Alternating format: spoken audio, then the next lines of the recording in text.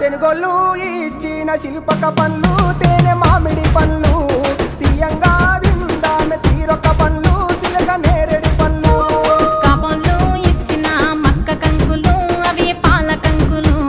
కాల్చుకొని తిందాము కందికాయలు పచ్చి పల్లికాయలు గుజారి గుజారి మామిళ్ళ కిందో నల్ల మామిళ్ళ కింద కుసుమరోళ్ళేసిన కుందన బొమ్మ అది కుందన బొమ్మ